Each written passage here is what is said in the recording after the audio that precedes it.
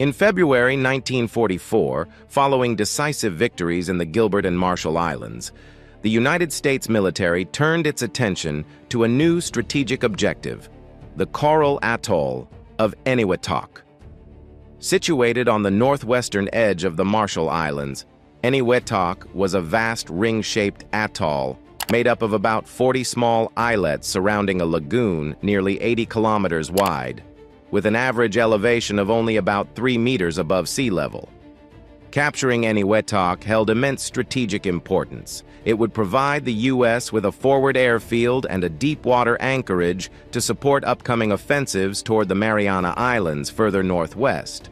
The assault on Eniwetok was codenamed Operation Catchpole, planned in 3 successive phases targeting the atoll's 3 principal islands, Engebi in the north, Eniwetok in the south, and Parry in the southeast. Japan had occupied Eniwetok since the end of World War I, but for years had done little to fortify it. Only in late 1943, after the American seizure of the Gilbert Islands, did the Imperial Japanese General Staff rush to reinforce the atoll. They dispatched the newly formed 1st Amphibious Brigade, composed of reservists from Manchuria and commanded by Major General Yoshimi Nishida, to bolster its defenses. By early January 1944, nearly 4,000 Japanese troops, along with airmen, engineers, and civilian laborers, had arrived on the atoll. They hastily built bunkers, trenches, and gun positions, establishing their headquarters on Parry Island. However, just days before the American landing began, the U.S. Pacific Fleet launched a devastating surprise raid on Japan's main naval base at Truk, the Operation Hailstone, February 17th to 18th, 1944. The attack destroyed 39 warships, over 200 aircraft, and sank the supply ships carrying vital provisions for Nishida's brigade. Cut off and isolated, the Japanese garrison at Eniwetok found itself stranded in the middle of the Pacific Ocean, with no hope of reinforcement.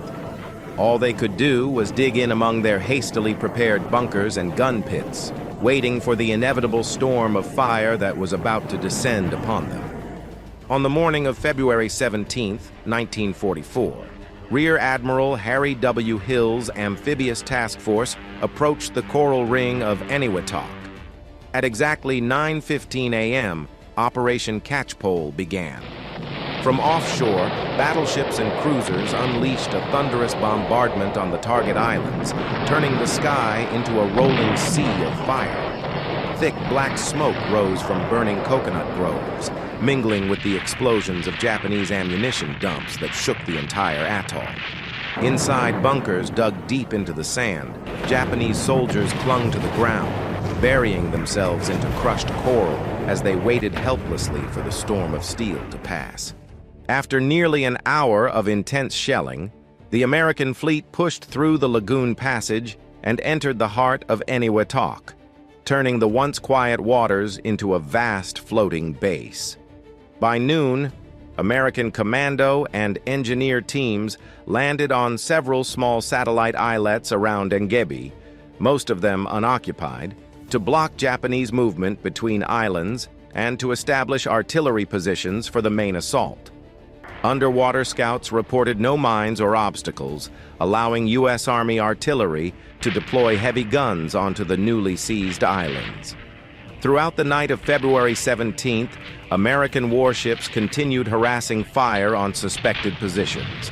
And as dawn broke on February 18th, the main landing began. As the sun rose over the sea, the naval guns fell silent. Dozens of LVT amphibious tractors carrying U.S. Marines churned through the waves toward Engebi's shore. Under a thick haze of smoke, the Marines leapt from their craft, waded through shallow water, and charged across the blinding white sand. Suddenly, Japanese machine guns opened up, cutting through the noise. Several Marines were hit the moment they reached land, their blood staining the sand. A pillbox thought destroyed roared back to life, sweeping the beach with gunfire and forcing the men to hug the ground or crawl toward the waterline for cover. One young Marine fell face down as a bullet pierced his helmet. In the chaos, A small group of Marines flanked the position and hurled grenades, silencing the gun nest within seconds. Despite early casualties, the Americans secured a beachhead. With artillery still suppressing enemy defenses inland, Marine units began advancing across the island. On the eastern flank, a misplaced platoon left a gap that allowed several Japanese squads to slip through and attack the lead American company from the rear. Fire from amphibious vehicles mounting mortars and 75mm guns quickly stopped the counterattack, allowing Lieutenant Colonel Walfried Fromhold's 1st Battalion to hold firm, though he paused the advance to bring up tanks and close the breach. Meanwhile, on the left flank, Lieutenant Colonel Don C. Hart's 2nd Battalion advanced more rapidly, supported by tanks from the outset. They overran the airstrip in the island's center and reached the opposite shore by late morning. M4. Sherman tanks rolled across the sand, firing as they moved and blasting away remaining resistance. Several Type 95 light tanks the Japanese had buried as pillboxes were destroyed in turn. By midday, smoke still lingered across Engebi. The brutal opening phase of the Battle of Eniwetok had come to an end. On the eastern flank, Lieutenant Colonel Walfried Fromhold's 1st Battalion was still pinned down by Japanese troops entrenched in the dense coconut groves. A platoon from Company A became isolated and took heavy casualties, forcing Colonel Walker, commander of the 22nd Marine Regiment, to commit Company the Y, a reserve unit from 3rd Battalion, to reinforce the stalled advance. The terrain inside the island was thick with brush and fallen trees, limiting visibility. Japanese defenders had dug countless foxholes, trenches, and cleverly camouflaged bunkers, creating an interlocking web of resistance that was difficult to detect. Some snipers were even tied to the tops of coconut trees, firing down at American troops moving below. Faced with this intricate defensive network, U.S. combat engineers devised an effective tactic. They threw smoke grenades into a central bunker and observed the trails of smoke venting through firing slits and air holes to map out the underground system. Using these clues, assault teams were able to identify the layout of the tunnels and methodically destroy them with demolition charges. At the final defensive position on Skunk Point, the Japanese held out inside reinforced concrete pillboxes that halted the Marine advance. Only after two 105mm self-propelled guns were brought forward to fire point blank, expending over 80 rounds, did the stubborn strong point finally fall silent, burying dozens of Japanese soldiers under the rubble. By around 2 p.m. on February 18th, Brigadier General Thomas Watson, commander of the landing force, came ashore and declared Engebi Island secured. Though scattered Japanese survivors still resisted, the enemy's organized defenses had collapsed. Most of the 22nd Marine Regiment and its tank detachment were immediately ordered to re-embark, preparing for the next phase of Operation Catchpole. Yet that night, Engebi was far from peaceful. As darkness fell, surviving Japanese troops emerged from their tunnels to launch desperate suicide attacks. Small, disorganized groups managed to inflict more casualties on the exhausted Marines, while a few snipers hidden in burned coconut trees continued firing sporadically, making every movement dangerous. Amid the confusion of the night, acts of heroism emerged. At a foxhole on the perimeter, Corporal Anthony P. D'Amato and two comrades were lying in wait when a Japanese soldier crept close and tossed a grenade into their pit. Without hesitation, D'Amato threw himself onto the grenade, absorbing the explosion with his body.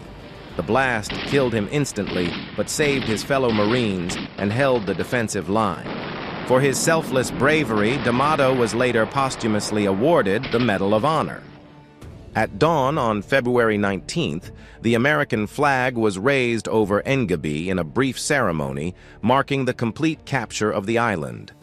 On the scarred and cratered sands, weary Marines rested momentarily amid the devastation, knowing the battle was far from over. Within a day, they would face another fierce engagement, the next target, Eniwetok Island. Intelligence gathered from prisoners and locals indicated that at least 1,000 Japanese soldiers remained entrenched on the remaining islands of the atoll.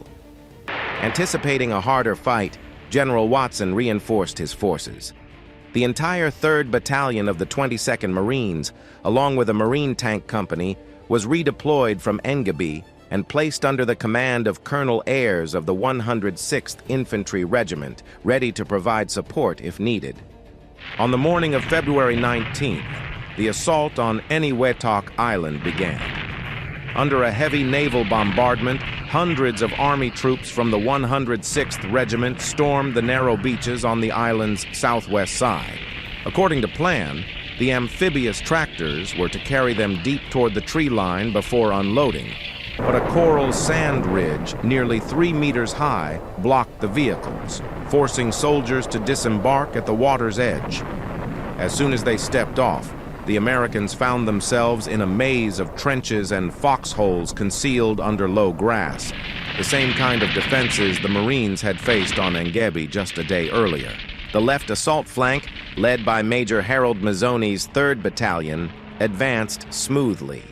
By mid-morning, his men had broken through the Japanese beach defenses and reached the eastern shore of Eniwetok Island. On the right, however, Lieutenant Colonel Winslow Cornett's 1st Battalion encountered the island's strongest fortifications. Major Masahiro Hashida, commander of the Japanese garrison, had anticipated the direction of the American attack. He withdrew roughly half his troops into a dense network of bunkers, trenches, and underground tunnels on the southern half of the island, areas largely untouched by the naval bombardment, and used the remainder to stage small counterattacks designed to delay the American advance. Early in the afternoon, about 400 Japanese soldiers launched a fierce counterattack against the 1st Battalion's sector. Mortars and heavy machine guns laid down accurate fire, pounding American positions until part of the line broke. Several U.S. soldiers began retreating in confusion.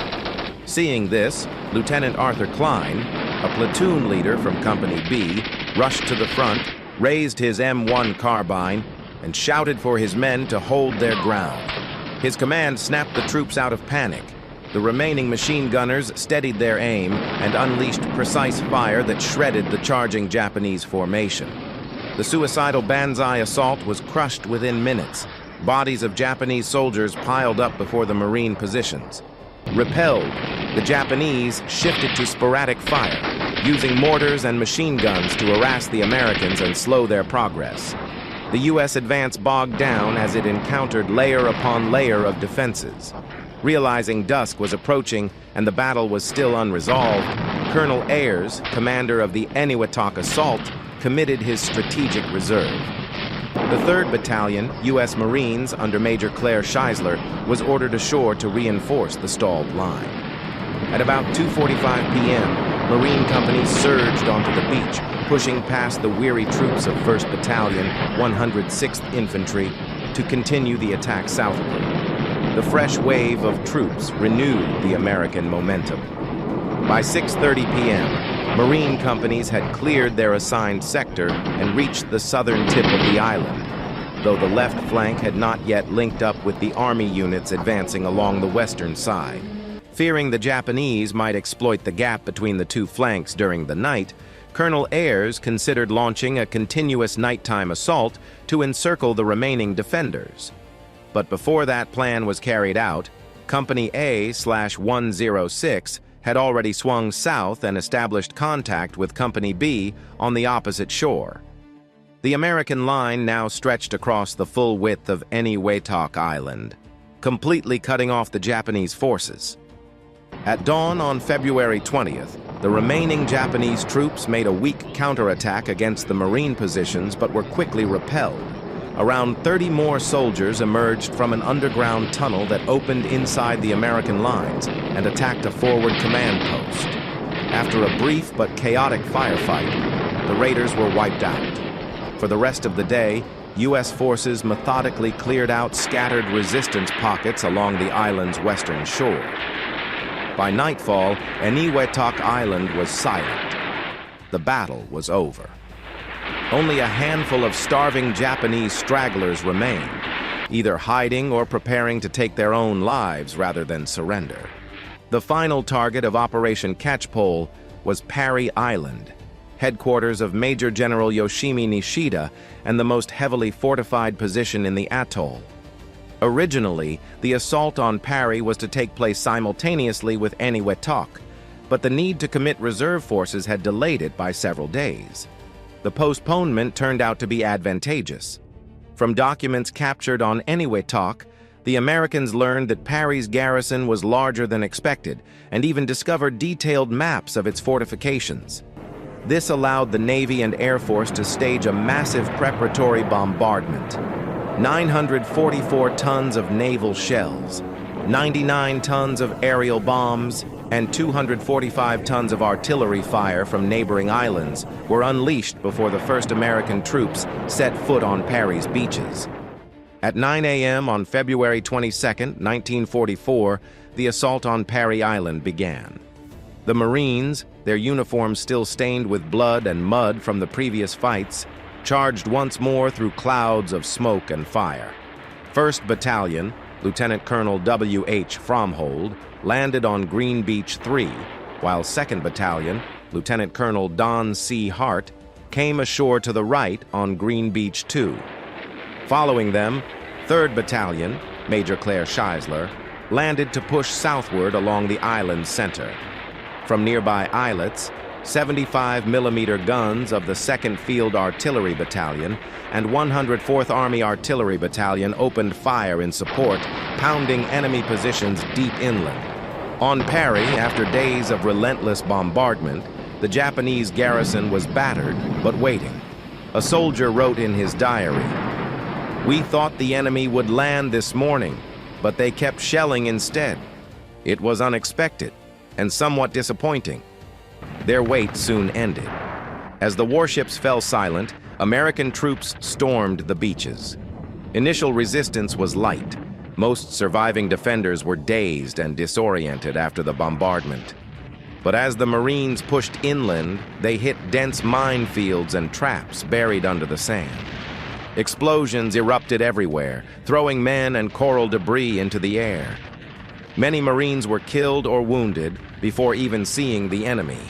From behind shattered palms and bomb craters, surviving Japanese soldiers rose from foxholes and fired wildly, determined to die fighting. U.S. combat engineers quickly brought in heavy bulldozers, driving straight into the battlefield to push tons of coral sand over bunker openings, burying the last defenders alive. Behind them, light amphibious tanks from the Army rolled ashore, joining the assault and blasting the remaining strong points while Marine reconnaissance squads supported the advance. The left flank of 2nd Battalion, Hart, broke through first, and by midday the unit had secured its objectives and begun clearing the area of surviving pockets of resistance. On the right flank, held by Lieutenant Colonel W.H. Fromhold's 1st Battalion, Japanese resistance grew fiercer as the Americans pushed deeper inland. Near Valentine Pier, enemy mortars and machine guns, hidden in overlapping fields of fire, began inflicting heavy casualties, especially among company officers who had to expose themselves to rally their men. Along the scarred shoreline, brutal close-quarters combat erupted at point-blank range. Bayonets, grenades, and flamethrowers were used to clear the stubborn pillboxes and sand-filled trenches. One large sand dune blocked the Marines' advance. Underneath it, Japanese soldiers had emplaced multiple machine guns that raked the approach with intersecting fire.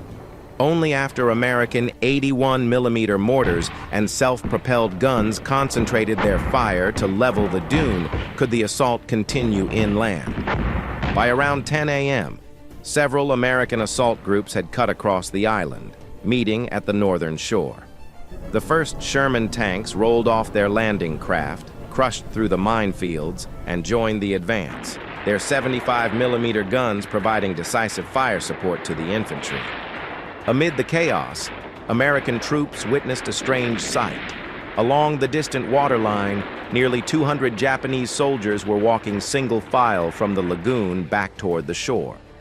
Later, the Americans learned these were men who had fled to the outer reef during the previous night to escape bombardment and were now attempting to return, unaware that U.S. forces had already landed. The Marines seized the opportunity. Several machine guns opened up instantly, cutting down the entire column in moments. By early afternoon, Major Claire Scheisler's 3rd Battalion came ashore, advancing between the two flanks to join the fight. Moving cautiously, they cleared the remaining pockets of resistance left behind and linked up with 1st Battalion on the front line. Colonel Walker, commander of the 22nd Marine Regiment, landed with them and established a forward command post near the beach, deploying elite reconnaissance platoons to reinforce both assault wings. By mid-afternoon on February 22, 1944, all American units on the island launched a final coordinated push southward. The Japanese defenders fought desperately to the last man, using every trench, bunker, and foxhole.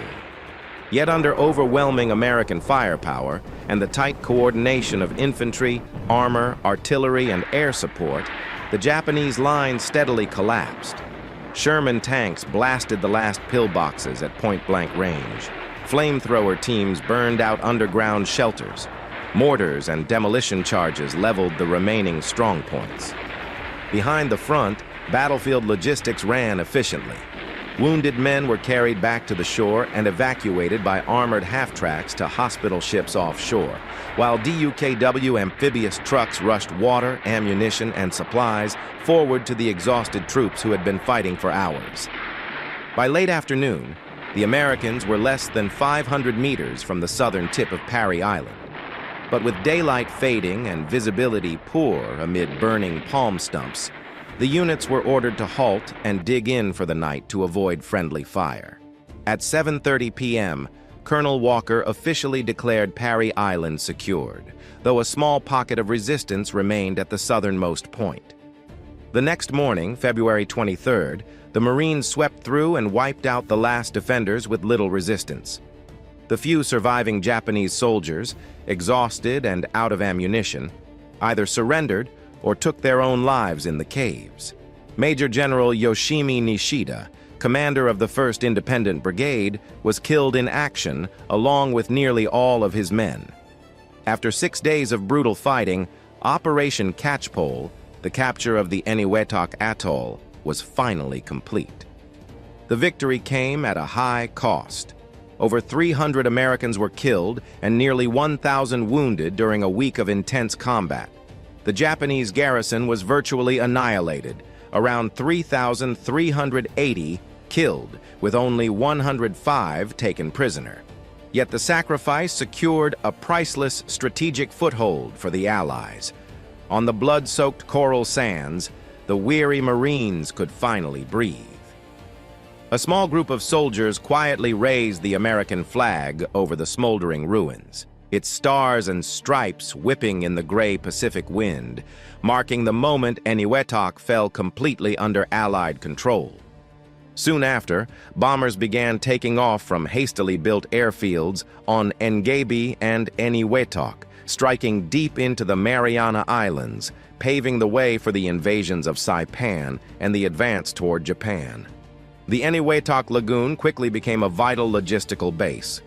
Dozens of U.S. warships and supply vessels anchored safely within its coral ring, preparing for the next campaigns on the long road to final victory.